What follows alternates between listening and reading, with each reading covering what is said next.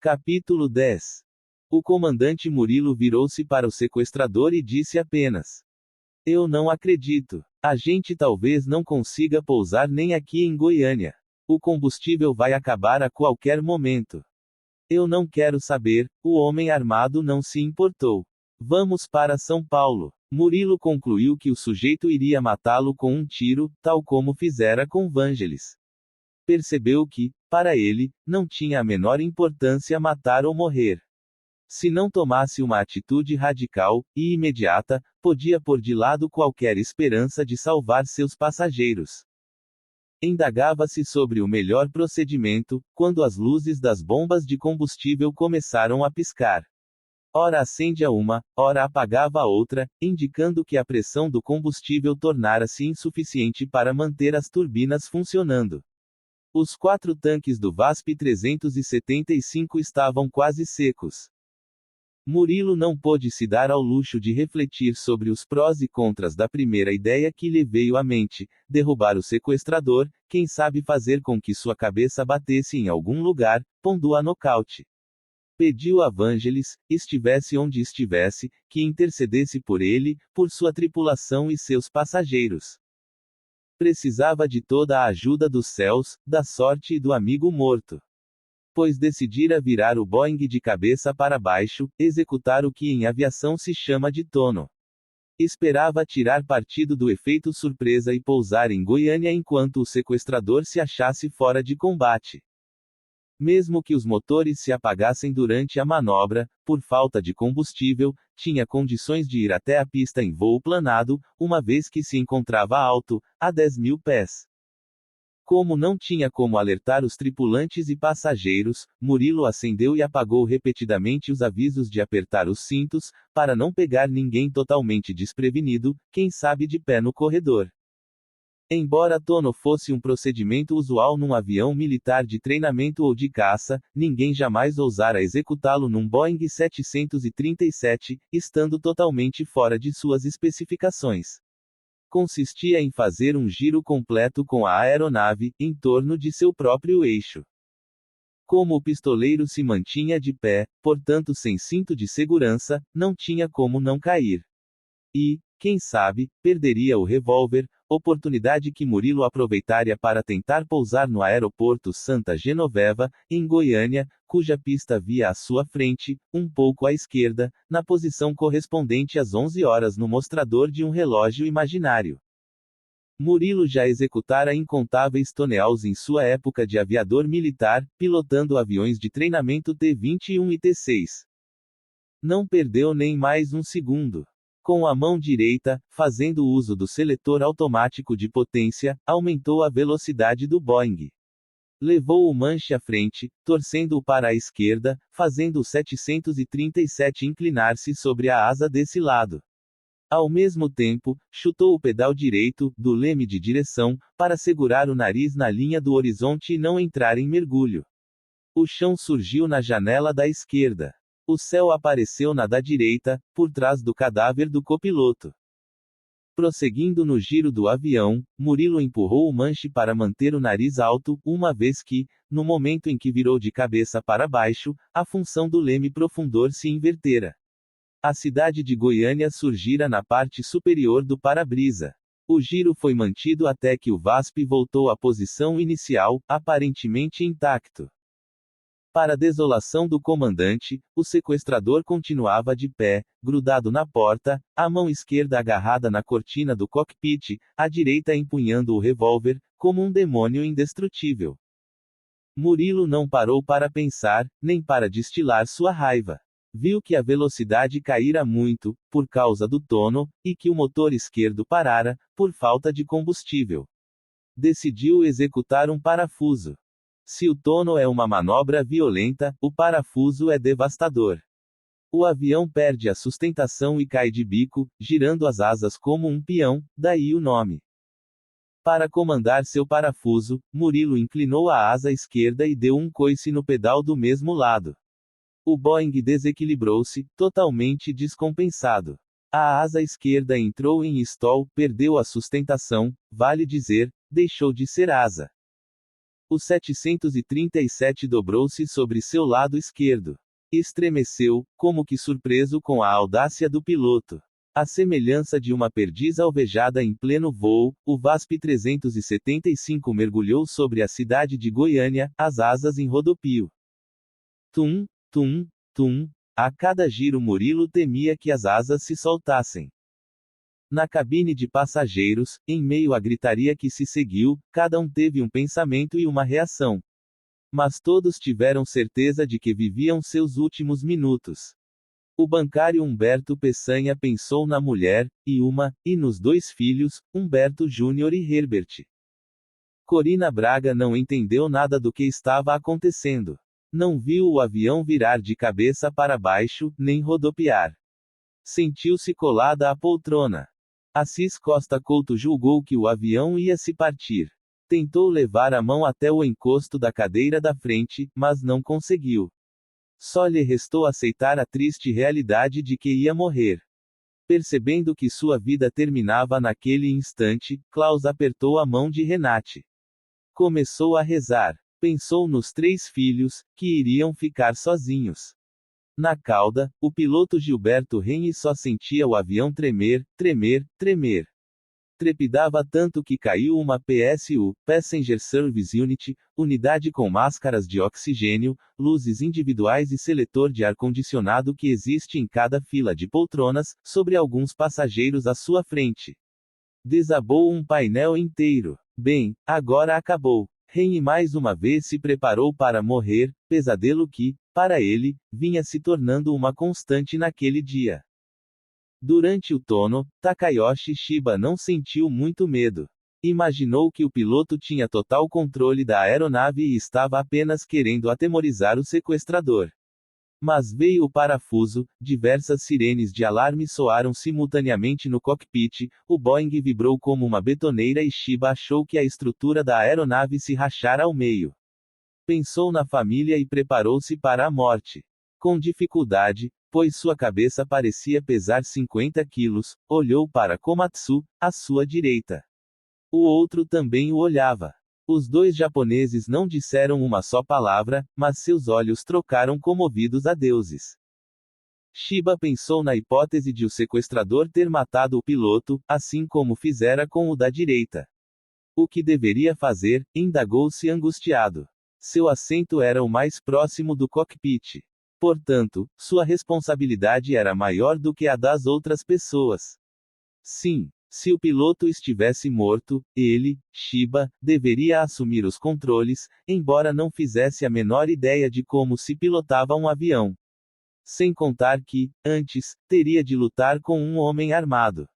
Shiba viu-se assaltado por um turbilhão de dúvidas enquanto mergulhavam. Como o avião fizera o tono inclinando-se para o lado esquerdo, José Clóvis de Tizel, no direito, vira a asa apontando para o céu. Mas, certo de que o piloto executara a manobra de propósito, gritara para Yoda, "It's intentional, don't worry, it's intentional."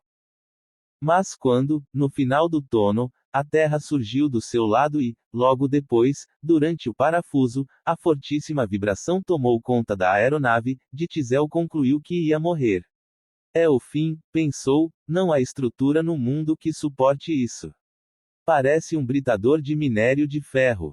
E ficou aguardando o avião se desintegrar ou entrar pelo solo adentro. Ao lado de Angelão, Amaury Lage achou que o avião não ia aguentar a manobra e que o sequestrador iria dar tiros a esmo. Sentiu que chegara sua hora.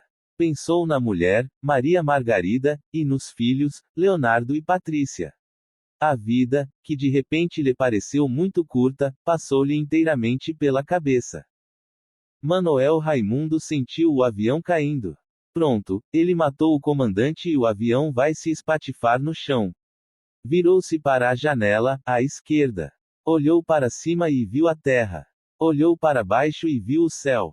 Sabia que ia morrer, mas não sabia se morria com o olho aberto ou fechado. Não queria ver a explosão. Temia que doesse na hora de morrer. Ao mesmo tempo em que fechava os olhos, para não sofrer, um instinto lhe dizia que, mantendo-os abertos, teria mais chances de sobreviver. Pensou na mulher, Líbia, e nos filhos, Regis e Tércia. Como acreditava em outra vida, imaginou como seria do outro lado. Logo iria saber. Quando sentiu o avião despencando, Renato Rezende lembrou-se do caça que os acompanhava.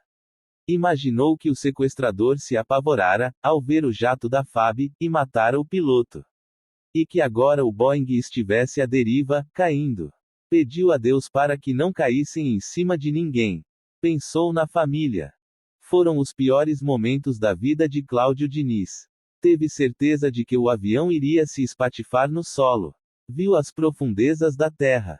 Sentiu o solo chegando. A impressão era a de que iria doer muito. Cláudio conheceu, naquele instante, todos os medos. E gritou desesperadamente: vai doer, eu não quero morrer.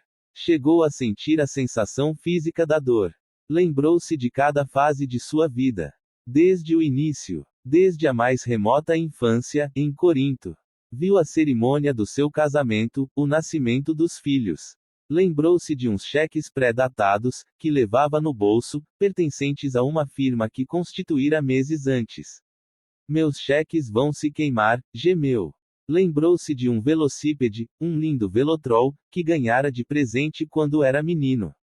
Agarrou-se nos braços da poltrona, machucou os pulsos com a força que fez. Gritou. Gritou muito. Cláudio não queria morrer.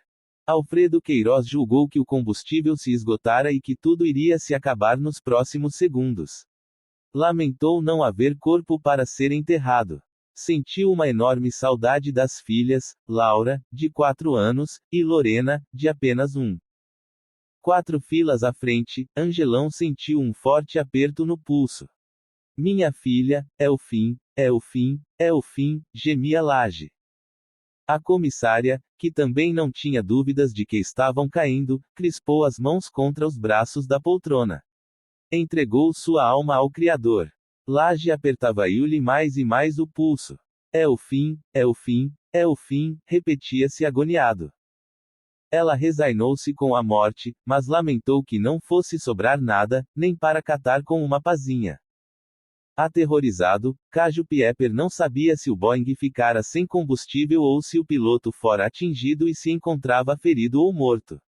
Certeza mesmo, Pieper só teve de que estavam caindo.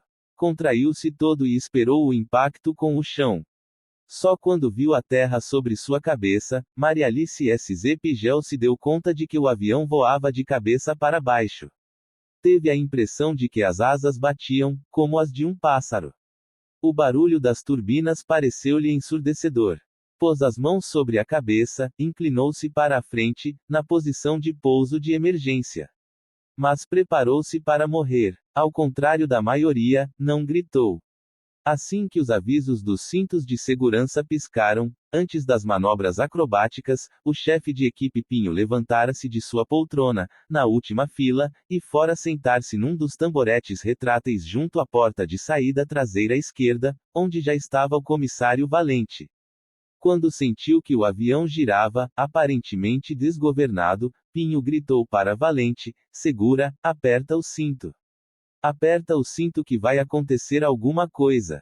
E, tomando do microfone, disse aos passageiros, pelo passenger addresser, favor se acalmem, favor se acalmem. Apertem os cintos. Fê-lo mais por força de reflexo condicionado pelo treinamento, pois não tinha a menor dúvida de que o avião ia cair. Gemeu para o colega ao lado: Valente, chegou nossa hora. Ao perceber o avião de cabeça para baixo, Henry lembrou-se de uma manobra chamada overhead, que costumava executar em sua época de aeronáutica. Consistia em virar o avião sobre o próprio dorso e mergulhar na direção de um alvo no solo, situado quase na vertical. Quem sabe o Murilo, conjeturou, numa tentativa desesperada, decidiu comandar um overhead para, simultaneamente, derrubar o cara e perder altura. Não. Provavelmente o sequestrador atirara em Murilo, que caíra sobre o manche. O avião vai entrar pelo solo adentro, voando a pleno. Nos comandos, Murilo tentava, desesperadamente, desfazer o parafuso, comprimindo o pedal da direita e procurando nivelar as asas. A tentativa se revelou infrutífera. O Boeing seguiu girando e mergulhando em direção ao solo. O comandante começou a se apavorar. Tentou novamente. Nada. O avião teimava em girar em parafuso. Só na terceira tentativa é que o 737 nivelou suas asas e voltou a voar. Vendo que a velocidade era excessiva, Murilo trouxe o manche para a barriga e elevou o nariz. A inércia fez com que cada um dos ocupantes do PPSNT sentisse seu peso duplicado, talvez triplicado, o corpo comprimindo o assento, como se estivessem numa montanha russa no instante em que o trenzinho volta a subir após um mergulho abrupto. Dessa vez, Raimundo Nonato fora nocauteado. Caíra do lado de fora do cockpit, as costas viradas para o lado direito da aeronave. Mesmo estando lá na cauda, Henry foi um dos primeiros a vê-lo caído. Sentiu que tinha de agir imediatamente. Levantou-se e tentou correr para lá. Mas, como agora o avião subia em ângulo acentuado, era como se escalasse um morro. Só nesse instante Henry percebeu que sua perna estava quebrada. Não sentia dor, mas percebia o troque do atrito de osso com osso. Cravando os dedos das mãos nas poltronas ao longo do corredor, teve medo de não chegar a tempo. Começou a gritar. Pega ele, pega, continuava a ver o homem no chão, fácil de ser dominado. Pega ele. Mas Nonato se recuperara. Pior, recuperara a arma, se é que a perdeu em algum momento. Ia apontá-la novamente para o piloto, talvez para disparar, quando percebeu que alguns passageiros haviam se levantado. Ergueu-se penosamente, deu um passo em direção a eles, esticando o braço com o revólver. Os brados de ataque cessaram, como que por encanto. Mesmo porque, milagrosamente, o Boeing parecia estar voando normalmente. Além de Henry, um passageiro se levantara numa das filas da frente, para atacar o pistoleiro. Mas a enfermeira, sentada numa das primeiras filas, percebeu que o sequestrador iria matá-los, levantou-se também, bloqueou o corredor com o corpo e gritou: Não, ele vai matar vocês. Por sorte, ou, quem sabe, por puro milagre, o VASP-375 se encontrava na altitude de tráfego, 1.500 pés, e apenas ligeiramente enviesado em relação à pista do aeroporto Santa Genoveva. Como se fosse um motorista desfazendo o volante após uma curva, Murilo deixou apenas o nariz correr um pouco e a faixa de asfalto surgiu bem à sua frente.